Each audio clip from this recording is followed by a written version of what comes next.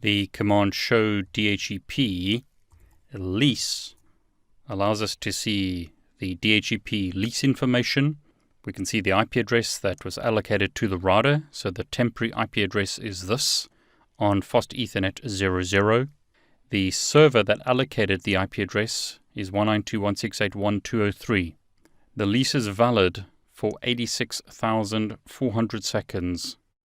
That, if you don't know already, divided by 60 is 1 day. In other words, 24 hours.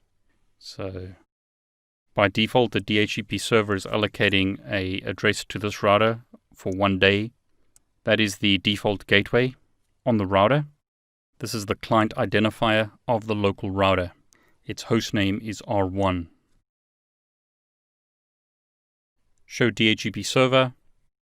You can see that the router sent a broadcast to find a DHCP server.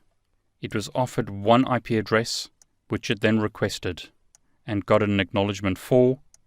The DNS servers that it was told to use is the DHCP server's IP address as well as Google. The subnet for the IP address is this, and the domain is home.com. So once again, it got allocated this IP address in this subnet by this DHCP server, and it was told to use this DNS server as the primary DNS, and this is the secondary DNS server. Now I could configure the IP address on the router statically. So I'll configure an IP address of 192.168.1.52, for example. Now one of the problems with doing this manually is that I should ensure that I don't have a conflict of IP address on the network. The nice thing about DHCP is that you don't have to do that. The DHCP server will only allocate IP addresses that haven't been allocated if you've configured it properly. So show DHCP lease. We're still seeing our lease information. Let's have a look on the interface. So what I'll do is shut it down, and then I'll no shut it to make sure that we don't use DHCP. Show DHCP lease. So there's no lease information at the moment. Show DHCP server still shows us information that we saw previously, but there's no DHCP lease at the moment. No IP address is being used. That was allocated via DHCP. Notice the difference. No gateway of last resort is set. So at the moment, if I try and ping google.com, it's not going to work because we don't have a default gateway configured.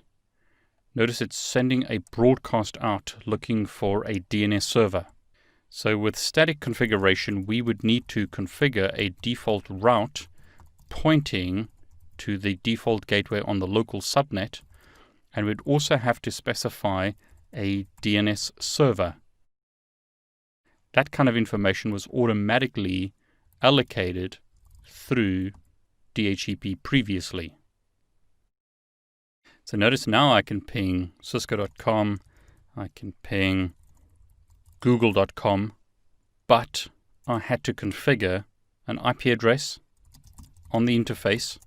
I had to configure the DNS server information, and I had to configure a default gateway. So show IP route now shows me that the gateway of last resort is this because I statically configured a default route. Now in a lot of cases on routers and switches, you'll configure the IP addresses statically, but on a Cisco router facing the internet, you may be allocated an IP address through DHCP from your internet service provider or ISP. So there are cases when you want to do it statically, and there are cases when you want to do it dynamically using DHCP. But for host devices, especially where you've got hundreds or thousands of host devices, you typically want to configure the clients or the PCs with DHCP IP addresses. So phones, iPads, PCs, or laptops would be configured with DHCP, but servers would be configured with static IP addresses because you don't want those IP addresses to change. So it's important for you to know how to configure IP addresses both statically and dynamically.